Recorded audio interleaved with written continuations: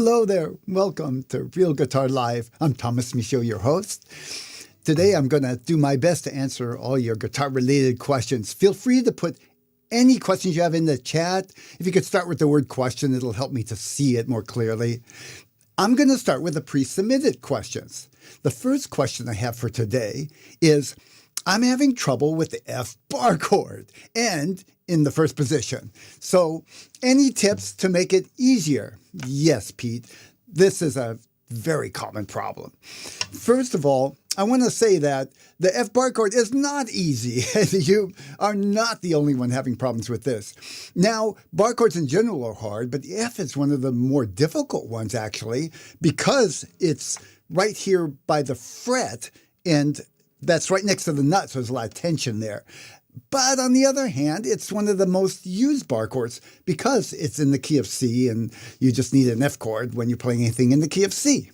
So all that said, let me show you an exercise and I'll give you some tips. But first, I want to mention that one of the biggest problems with bar chords in general is that it's the way students think about bar chords. You're playing open chords, C, G, and everything is going fine. Now you come to a song and say, oh, I need the F chord. So you start working on trying to finger the F chord. And sometimes people will try to do a partial F chord, which some people find easier and some people find it just hard or even at least just as hard as the regular bar. The problem is there's a big jump, actually, from playing an open chord to a bar chord. It's a different animal. And most people don't realize that. They think it's sort of just maybe the next step, the next chord to learn. And they don't usually start working on it until they need it. Unfortunately, it's sort of like two different animals. And if you were practicing judo and you knew how to do flips and wrestle on the ground, and then your teacher came and said, okay, now we're going to do swords. To assume all the things you learned in judo is just going to apply to using swords would be a big mistake, and nobody would make that mistake. You have to learn specialized techniques and start practicing the basics again with swords. With bar chords, it's the same. You need a specialized practice for bar chords, separate from doing the open chords. So the first thing I have students do is do some preparatory exercises before they get to the bar chord so that they're prepared. The first and most important exercise is just strengthening that bar finger. I'm going to go to my guitar view here, and I'm going to show you an exercise that I highly recommend you practice, even if you're already doing bar chords. You're going to pump this first finger, the index finger, on the fret. What I mean by that is you're not going to hold it the whole time. You're just going to pump it down when you make the note. So put it across the first fret. Follow along if you'd like, if you got your guitar handy. And then I'm going to hit this low sixth string, but I'm going to pump the index finger on my left hand to make it sound. And then I'm going to release it. Now I'm going to go on to the fifth string, pump the finger down, and then release it. Same thing, next string, and so on. You do that all across till you get to the first string, first being the highest, and then come back. Then you go on to the second fret and do the same thing. Do that each time all the way up until you get, I'd say, about the fifth fret. And then go ahead and come back. And that's your practice for the day. That's your exercise. Like going to the gym, you did your workout, move on to the next thing. When you do that, it is going to strengthen your finger. But you're also going to learn little by little how to adjust your hand so that you get a good sound with the bar chords. This is just one of many exercises I use. Some of the exercises involve fingering the other fingers and then, pressing the whole finger down.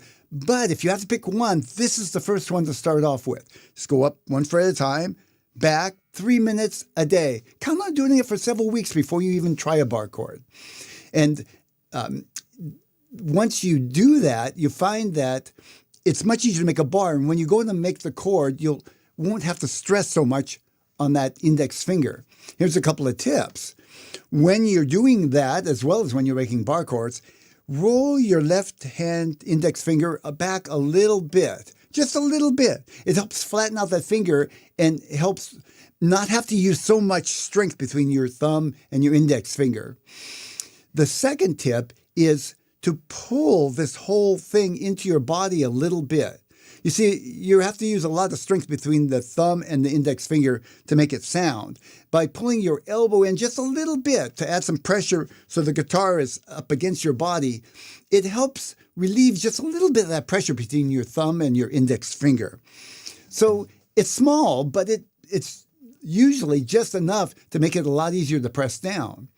Secondly, of course, and this is probably obvious to a lot of people, keep your index finger close to the fret, not on top of it. But I've seen people play chords and their fingers way back here, and it takes 5 times more pressure to press the strings down, make them sound when they're too far behind the fret, close to the fret before that. And finally, give yourself some time, really. Don't plan on doing this in a session or two and then moving on to bar chords.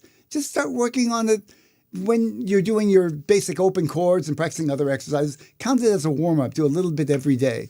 Count on doing it for weeks and just part of a exercise workout routine before you start playing your other guitar stuff.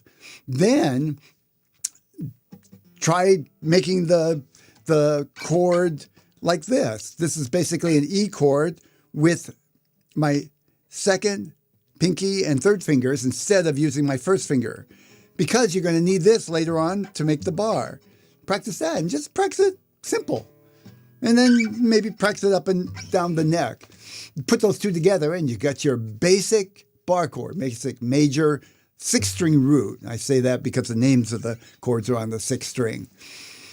Okay, I'm going to stop there. If you think of any questions, feel free to put them in the chat. I'm going to go on to the next question for now. By the way, some of you students are members of my Real Guitar Success, but I invite everyone. So if you are a member, the Bar Chords for Everyone course in the Real Guitar Success membership has a whole series of exercises that you can practice, and it puts them in order and tells you kind of how long to practice them. Highly recommend you go through that course if you haven't already.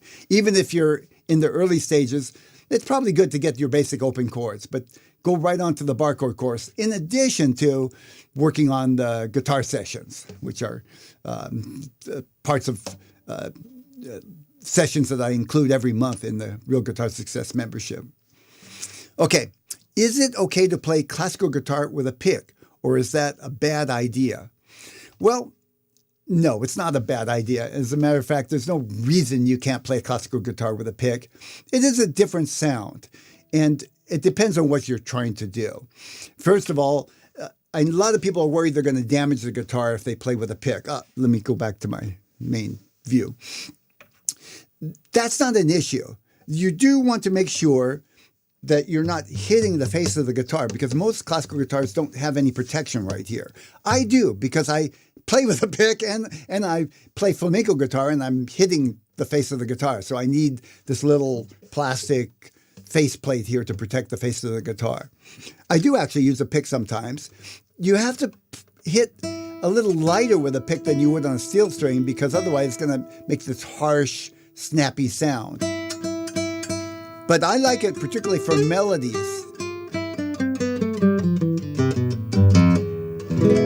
It makes a nice, crisp, clear, punchy sound, and I can play a little faster with a pick than I can play with my 2 fingers. That said, when I'm playing my nylon string guitar, I still strum with my fingers. You could strum with a pick and it would work. Just again, be careful not to hit the face of the guitar. Or if you're going to do that a lot, get a little faceplate. You can buy some on Amazon that stick on and do it yourself. They're going to have some little teeny bubbles here and there probably. Or you can have a professional do it like I did, and no bubbles. Next question. I practice consistently, but some days my left hand just won't behave. Even easy chords feel hard. What causes this, and how can I deal with it? Larry, believe me, I can relate to this. I've had this happen just recently. Practicing an exercise, and I went to play it the next day, and I feel like I'm almost starting over. My fingers just wouldn't cooperate. You're definitely nothing wrong with you. It could be a lot of things. It could be just an off day, really, or it could be you're a little tired, or you overworked the day before, you practiced too much and your hands are exhausted. it's hard to say exactly what causes it. Sometimes it's just mental overload. And that seems to be what's happening with me. What I have learned in the long run is not to stress over that it's going to happen. It's natural, it's normal, and it's just a part of learning anything, actually, and guitar being a skill that is going to have its ups and downs. What I do in those days is I'll try to go back and practice with less effort, actually. Think of it like that Chinese puzzle where you put your fingers in and the harder you pull, the more it clamps down your fingers. Well, that's kind of the feeling I get when I try to push harder and get it right, is that I'm just making it worse. So I'll learn to just kind of relax and just not worry about it and play exercises slow. I heard a professional flamenco guitar player say one, I can't remember his name, but he was a top-notch pro, say that before he does a live concert, he actually goes and plays his pieces at half tempo, reduces half tempo. And I'm thinking if a top-notch pro plays stuff at low tempo, that's a good thing for me to practice too. Actually, it's harder than I thought it would be, practicing something very slow. But on those days, that might be a good time to go back and just work on something very slowly and try and get it meticulously. And just know that by relaxing and not pushing hard, it'll just work itself out. Next question. I am new to RGS, Real Guitar Success. How do I favorite or bookmark a lesson? I'm going to show you. Let me go to the dashboard of Real Guitar Success. And here is a lesson. You go down to the bottom of the lesson, and there's a little heart here, and just press bookmark. Now, you can save it to your favorites, which I think I and most people do, but you can also categorize it if you're saving a lot of lessons. Then, if you want to see your favorites, you go to any page. I'm going to the main dashboard. Any page that has this at top. Every page has it except the lessons themselves. And then you go to My Favorites, and you'll see your favorites that you saved here. And if you saved them by category, they'll be categorized also. Okay, next question. Can you recommend a good guitar app or tuner online? I sure can. I use often my an app on my iPhone. It's called Guitar Pro Tuner, and I love it. I'll show it to you. This is Guitar Pro Tuner. This is what the interface looks like. It does cost a little bit. To me, it's well worth it. I've been using it for years, and I can't remember exactly how much it costs, but I thought for the quality of tuner, it works great. As a matter of fact, I think it works better than any other tuner I have. I do have lots of tuners all over the house, but this would be my first go-to. And the nice thing is, when I'm at a gig, if my tuner runs out of battery or I left it back at home, I pull out my iPhone and I'm ready to go. I don't even stress over it. Another thing that you can do is if you want to go online, I've put an online tuner on the webpage. It's at realguitarsuccess.com/guitar-tuner. realguitarsuccess.com/guitar-tuner.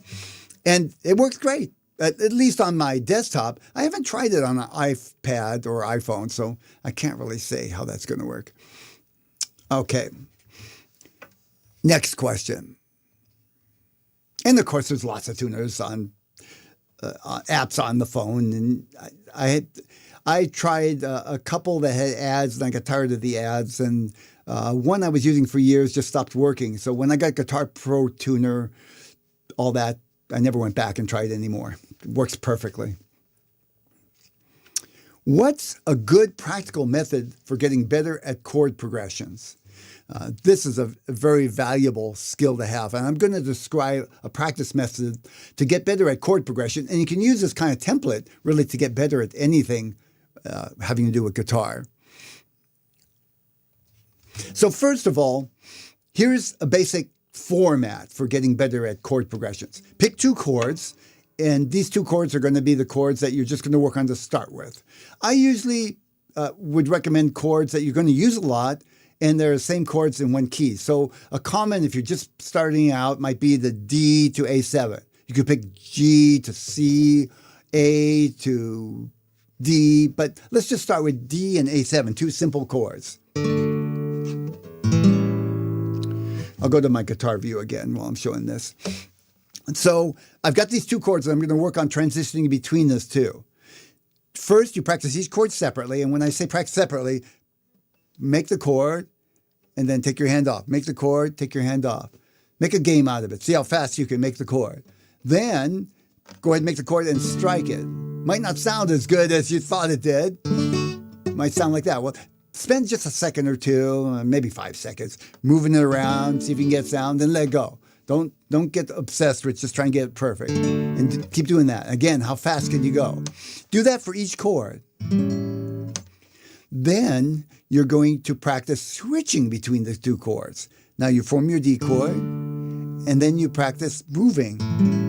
Do it very slow at first and look and see what fingers are moving and kind of make a strategic plan. Now I'm looking at this chord. I'm going to lift off my third finger, and then I'm going to move these two over directly. I'm not going to lift them off and put them back on.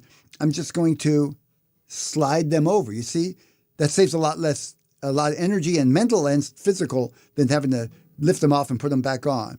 So I'm just sliding them over and taking the third off. Now I'm going to put the third, I'm going to slide them back over and then put the third down again for the D. Okay? So that's my strategy. Now I'm going to practice just moving back and forth. First, with no sound, then practice seeing how they sound. Again, spend a couple seconds moving it around if it doesn't quite sound right. Then you're going to start adding a beat. And you can just tap your foot if you want. You want to do 4 times each, see? So now you got to change on time is what you're after. 4, and you got to change there when you come to the 1, 2. You can use a metronome too, which I like because then I don't have to worry about my foot. Once you do that, start building up the speed little by little. And see how fast you can get, that you can still do it, but not fumble. If you get too fast and you're fumbling, slow it down a little bit and get it right. Pay attention to relaxing your hand. It's very common to overpress, and you want to just press hard enough to make the chord.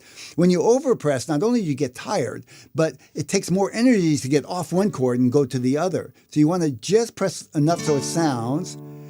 Sometimes I'll practice. I still do this. I'll just see how hard I have to press to make the chord sound. And then it's usually about half of what I think it is. See, I'm releasing my left hand. Now I'm pressing. There, now it's sounding. Keep that in mind as you're moving from chord to chord. Keep at it. Do it a little at a time. Consider this your warm-up session for the day. Just practice a little at a time over weeks. Then move on to 3 chords. When you're, in the case of D, the third chord might be a G. And do the same thing with the G chord and then integrate it moving from A to D, from A7 back to D, A7, I said A to D, A7 to G, A7 to D, and so on. So eventually you get to where you can do each chord, 1 strum each. Then again, start following with rhythm, start doing it in times, pick up the speed. If you're feeling confident, you can try doing 2 chords per measure. So 2 beats and then change chords. That would be a simple exercise, and so on. The next step might be adding a 4-chord progression. Once you've done this a while with 2 and 3 chords, a 4-chord progression or common chord progressions are ones that you use, are just templates for songs. So here's a common one. G, E minor, C, and D. 1, 6, 4, 5. If you were mapping out the key, 1, 6, 4, 5 is a 1, 6 chord in the key, right? G, A, B, C, D, E. C, 4 chord, D, 5 chord. That's a common template or a chord progression. So practice that because you're going to use that a lot just for songs. Maybe 2 strums a chord. And then progress up to doing it with beats. So you have to stay on the beat and change on time. Another common progression is 1, 5, 6, 4. This is, they call it the hit maker because so many pop songs use it. 1, 5, 6, and 4. That was G, D, E minor, and C. Okay, here's some tips. Keep the fingers close to the fretboards. Don't do this when you're changing chords. Practice keeping your fingers nice and close, but stay relaxed. Aim for a minimum amount of pressure to make the chord sound and no more. Use only the finger movement you need. So that's what I had you spend a few minutes looking and seeing what strategically do I need to do to move a chord. Like let's say I'm going from the D to A chord. This might be a good movement. I'm going to A. I can just slide that finger back, keep it on the same string, and then make the full A chord. Slide it back up to the D chord. Rather than take everything off and then make the A chord. So every chord, you can find a way to make it as least amount of movement and effort as possible. And then just spend a few minutes on that. Don't stress over too much. Once you develop the habit of moving, it takes over and you don't have to think about it anymore. And then loop short sections of songs. This is what you can do if you're working on a song. Just loop like 2 and 3 chords of the song and practice moving from one to the other. Use that in place of common chord progressions or the other exercises we talked about. Make sure and celebrate your wins. Often people go on and they don't realize they're actually getting better. So when you make some improvement on a chord change, make yourself a cup of coffee, an extra cup of coffee or something just to celebrate. Just mark it down. I just sometimes just write on my little iPad. I kind of keep track of what I did right and what speed I got up to. That's often the way I can kind of celebrate my wins is I'll mark the new speed so I can look over time and say, yeah, I was there and I got up to that speed. That's one of the nice things about a metronome. You can kind of use it as a tracking device. And then make sure and just do a little bit at a time. You don't want to build intention, which you do if you try to practice for too long and you push too hard. And you want to develop that muscle memory. And it works better with periods of rest in between, not just big, long periods and then letting a long time go. If you have any questions about that, put it in the chat. I will get to it as soon as I'm done with the questions that were pre-submitted. If you can add the word question in the beginning, I really appreciate it. Okay, next one. What are the most important major and minor scales and that the beginner should focus on, and why? So, good question. This calls for, yes, a drink of tea.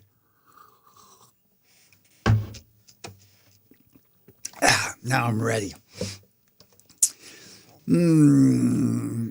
First of all, the C major scale. Why? Because it's the foundation of understanding music theory, and you can use it to understand chords and other scales. And it's sort of a framework that you can use to compare other scales to. So just a simple C major scale. Oh, let's go back to my face so you can see my mouth moving.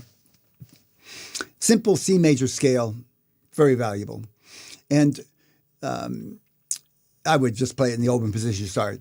Again, practice a little bit at a time so you can do it easily without having to think about it. The next one I'd say is a minor scale. Same notes as C major scale when you start on A, but it gives you that minor sound and trains your ear to hear that minor sound. And again, that's going to be very useful both for theory and understanding other scales, especially minor scales. I often compare like some of the more exotic minor scales to the Aeolian. That's what you call a minor scale in mode talk. The A minor scale, A Phrygian scale, I compare it to the A minor scale and see what notes are different. So those two are a good foundation. Next, I would work on the pentatonic scale, the minor pentatonic scale. I would pick a minor pentatonic to start off. I had to pick one. And that's for several reasons. One is a simple sound that you're used to hearing, especially in pop, rock, and blues music. It's very common. It's only a 5-note scale. Pentatonic means 5. And if you're going to improvise, this is the best scale to start off with because it's the most used. And it's easy to get a sound that sounds good when you're improvising. I would probably do this on the movable scale. So I would start here.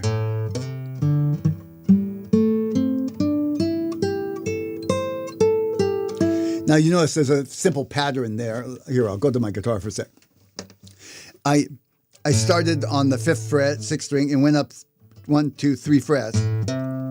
Next, I went over to the next string, same fret, all the way down, but only 2 frets up. Next one, 2 frets. Next one, 2 frets. Then the 2 high strings, 3 frets again. So I play with the pinky. So I've seen some people do it with 3rd finger. That's fine. Whatever works for you. It's an easy one to remember, huh? Because of that very, very simple pattern. 3 frets, 2, 2, 2, 3, 3, and then go backwards. So that's the A minor scale. I would go with the A major pentatonic scale. Minor pentatonic and the complementary, tough word there, complementary major scale. So that would be this.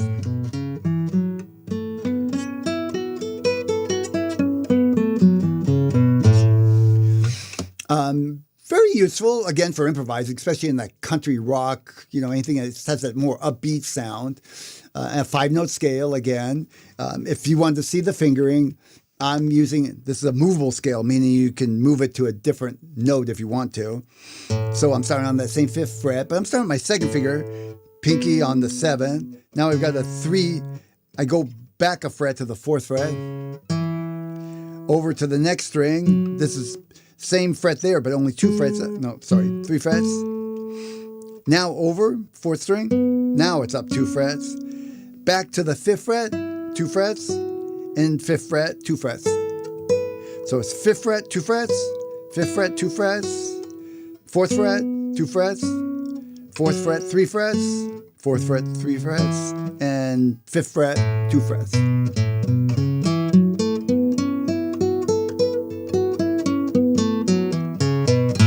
Major pentatonic. And then finally, what would I choose for number 5? We've got to have 5, nice even number. Well, I'll say it this way. For the 5th scale, it depends on what you're doing. If you're playing any kind of Spanish sound, I'd say the harmonic minor. The harmonic minor is just like the regular minor, except that last note is raised up a half step. So it has this kind of exotic sound. Here's the minor scale. Oh, I'm sorry. Minor.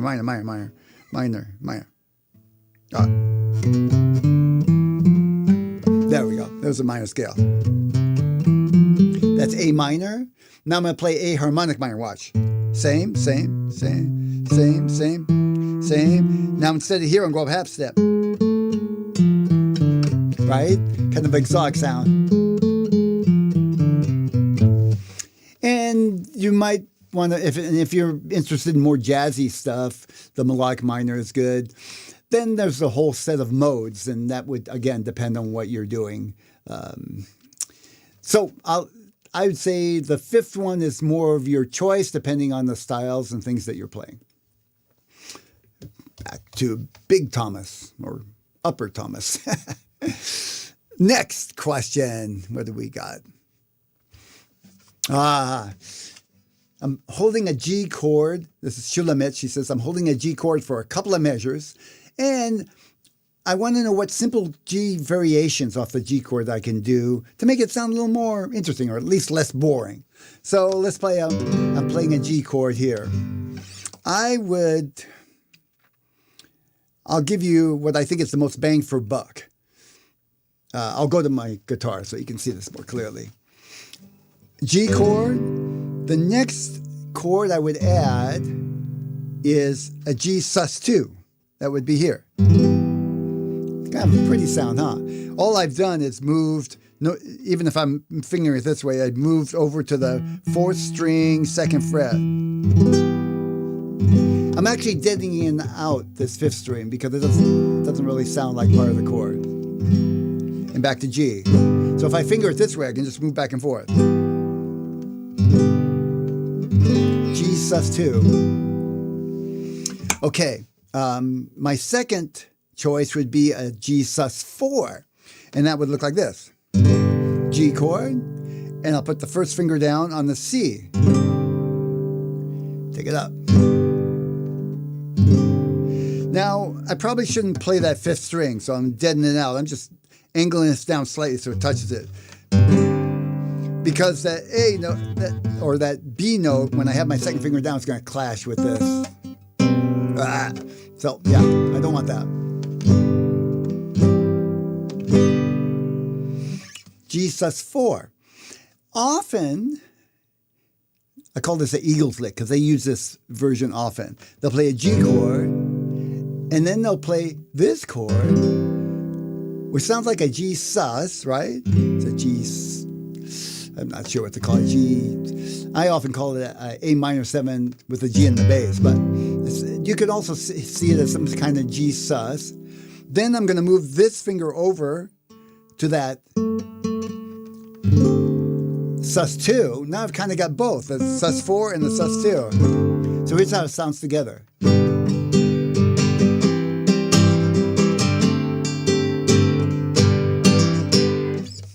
Okay. Those will give you the most bang for buck. Now, I would say this. Go easy. If there's a lot going on in a song, you don't want to add a bunch of stuff in the rhythm guitar. But if, it's fairly not too, you need some excitement, just add one variation. If the song really has nothing going on, okay, maybe 2 variations. But use your judgment. Use your judgment of what is, sometimes a little can go a long ways and people overkill. And I'm a perfect example of being guilty of this sometimes. And then I have to strip back to make it sound pleasing. And that's all I have for pre-submitted questions. Let's go over to the chat and see what we got. If I miss your question, I apologize in advance. There's only so much I can read. There's comments and questions. And that's why I ask if you can start with the word question or even just a big Q. It'll focus my eyes in. I know it's a question. So I see comments. Love guitar, yes. Question, is this bar practice technique in the website? This technique is a part of the Barre Chords for Everyone course that's inside Real Guitar Success membership. In the Real Guitar Success membership, we have a 14-day free trial. You can just, if nothing else, 14 days, go through the course as quickly as you can. And of course, there's other courses. I'll put a link. Yeah, I'll put a link in the show notes how to get there. Thank you. Next one. I'm looking for questions. Question. I'm still struggling with using a pick and strumming. It doesn't feel right. I try not. So if you're having problems with a pick and strumming, it's very common, especially in the early stages, to have it takes a long time to get really smooth and relaxed. And it's a combination of, relaxing your hand and making the movements automatic. If you're thinking about it, it's not going to sound really clear and smooth. Here's a couple of tips. Let's get a pick so we can, okay. Oh, a lot of picks here. So, first of all, holding the pick. Let's do this. Hold the pick so that it wiggles a little bit. Put it on your finger, hold it down, and it should hold it more towards the back of the pick so it wiggles but doesn't fly out. Aim your, there we go. Aim your hand in so the pick is facing inwards. So I've got my hand angled like this, and just brush up and down. That'll make a smooth sound. Now, you notice what I'm doing. It's as I brush down, my pick is slightly angled up, and then I angle the other way on the way up. Now, when you do that, it's not going to feel comfortable because it's a new thing. You have to practice it. A little bit each day works a lot better than sitting there for a long time and trying to just get it. Just work on a little bit each day. I'm actually still sometimes amazed at what I can do as something that I sounds like I'll never get it. And I'm learning new techniques all the time, by the way. And weeks later, yeah, it's working. I just learned a tango strum that, boy, when I first tried it, there was no coordination whatsoever. But little by little, I saw it coming to shape. Now I can do it roughly. I know in 2 or 3 weeks, I'll have it fairly smooth. I'll just keep at it a little bit each day, a little bit each day. I'm talking 5 minutes, 3 minutes even. You'd be surprised what you can do a little at a time. People, and I'm a perfect example of this, people overestimate what you can do in the short run and underestimate what you can do in a long period of time. And this is a perfect example of that. Just keep at it little at a time. Let me go on to the next question. And if you can think of some more questions, add them to the chat. Question. I'm looking for the word question.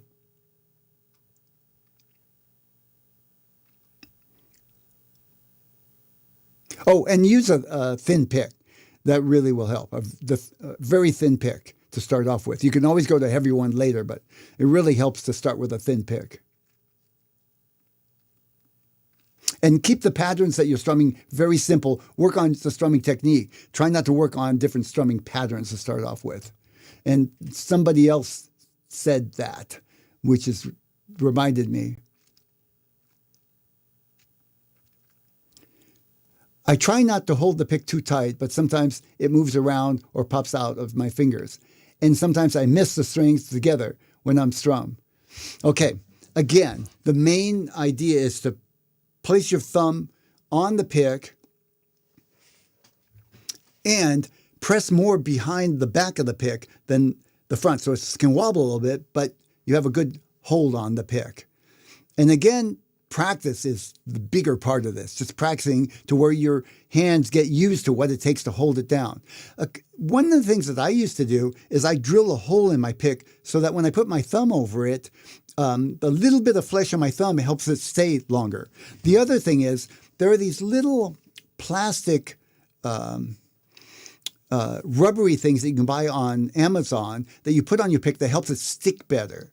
And I use that. It helps me because sometimes my hands get a little moisture on them, a little sweat, and this pick is more slippery. I would recommend trying that, especially thin pick and put those little rubber things. Or if you're handy with a drill, you can drill the hole in it, but it takes a little more work.